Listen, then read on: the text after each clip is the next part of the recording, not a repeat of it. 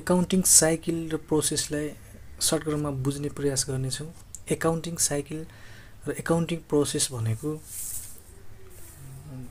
Accounting book keeping र एकाउन्टिङको जोड हो हैन।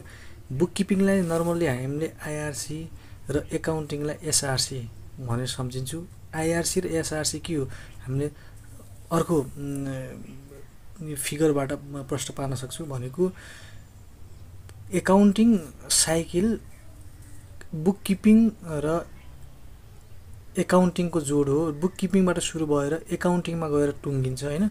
जसमा भनेको बुक किपिङमा हामीले आइआरसी भनेका थियौँ भने आइआरसीको फुल फर्म भनेको के हो भनेको आइडेन्टिफिकेसन, ट्रान्जेक्सन, रिकर्डिङ, क्लासिफिकेसन भनेको ठ्याक्कै यस आदि भाग भनेको यो यतापट्टिको भाग भनेको बुक किपिङको भाग हो।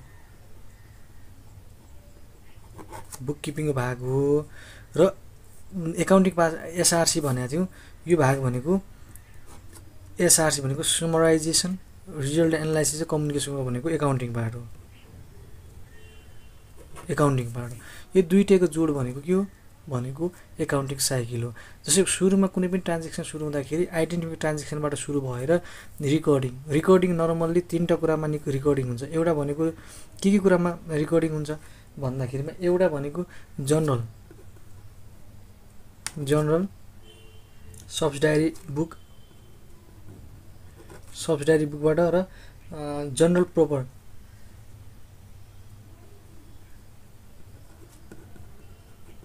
हुन्छ। क्लासिफिकेसन केबाट हुन्छ? क्लासिफिकेसन भनेको लेजरबाट हुन्छ। यहाँसम्मको काम भनेको हाम्रो बुक किपिङको कुरा अथवा एकाउन्टिङको पहिलो श्रेणी पहिलो स्टेप हो हैन। यहाँसम्म सुरु हुन्छ र यहाँबाट एसआरसी भनेको एकाउन्टिङ प्रोसेस एकाउन्टिङको काम सुरु हुन्छ।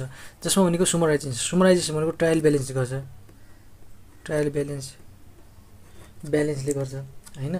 ट्रायल ब्यालेन्सले गर्छ भनेको रिजल्ट एनालाइसिस भनेको फाइनान्सियल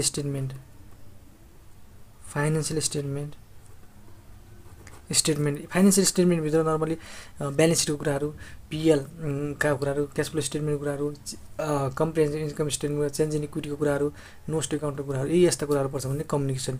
यीको सम्पूर्ण जोड भनेको के हो भनेको एकाउन्टिङ साइकल हो। यो बुझिसकेपछि आशा छ हजुरहरूले एकाउन्टिङ साइकल भने के हो र एकाउन्टिङ साइकल भित्र के कुराहरू पर्दछन् भन्ने कुरा बुझ्नु भयो भन्ने आशा राखेका छौँ।